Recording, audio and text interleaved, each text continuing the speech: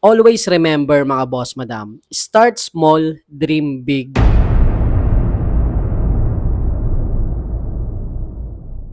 May kasabihan nga, small capital, small risk.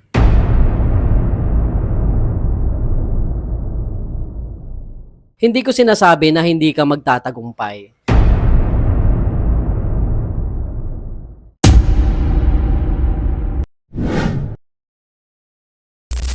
What's up sa inyo mga boss madam? Ang pag-uusapan natin ngayon ay ang maling akala mo sa pagsisimula ng isang negosyo. Pero bago ang lahat, kung ngayon lang tayo nagkita, ako nga pala si Boss A at ako ay isang aspiring entrepreneur dito sa Cabuyao, Laguna. So mga boss madam, isa sa maling akala mo para makapagsimula ka ng sarili mong negosyo ay ang akala mo ay malaking pera o malaking puhunan agad ang kailangan mong ilabas dito. Don't get me wrong mga boss madam. Kailangan talaga ng puhunan sa pagninegosyo. Pero hindi naman to the point na sobrang laki ang ilalabas mo dito. Always remember mga boss madam, start small, dream big. Magsimula ka ng negosyo nang maliit lang muna ang puhunan. Yung kaya mo itong ipatalo. May kasabihan nga, small capital, small risk. Walang makapagsasabi mga boss madam na magtatagumpay ka agad sa unang pagsubok mo sa pagninegosyo. Hindi ko sinasabi na hindi ka magtatagumpay. Dahil may mga tao naman na nagsimula ng una nilang negosyo pero agad-agad ay nagtagumpay sila dito. Ito ang pinaniniwalaan ko mga boss madam, na magsimula muna tayo sa maliit na kapital. Dahil kung magka-leche-leche man o magkapalpak-palpak man, ang una mong sinubukang negosyo ay madali kang makaka-recover dito at makakapagsimula ka agad ng panibagong venture. Kaya mga boss madam, tanggalin nyo na sa isipan nyo yung kailangan nyo munang mag-ipon ng napakaraming pera o ng puhunan para makapagsimula kayo ng sarili nyong negosyo. Sa panahon ngayon, napakaraming aspiring entrepreneur na nakakapag-execute sila kahit sobrang liit lang ng puhunan o yung iba nga ay walang puhunan. Pero hindi na para ipaliwanag ko pa kung paano yung mga diskarte nilang ginawa dito. Ang pinupunto ko lang ay sobra ka nang nadidelay dahil sa mindset mo at akala mo na kailangan malaking pera o malaking puhunan muna bago ka makapagsimula ng sarili mong negosyo. Kung natapos nyo ang video na ito mga boss madam, huwag nyo kalimutan mag-like, mag-follow sa mga social media account ko. At kita-kits tayo sa mga susunod na vlog. To God be all the glory.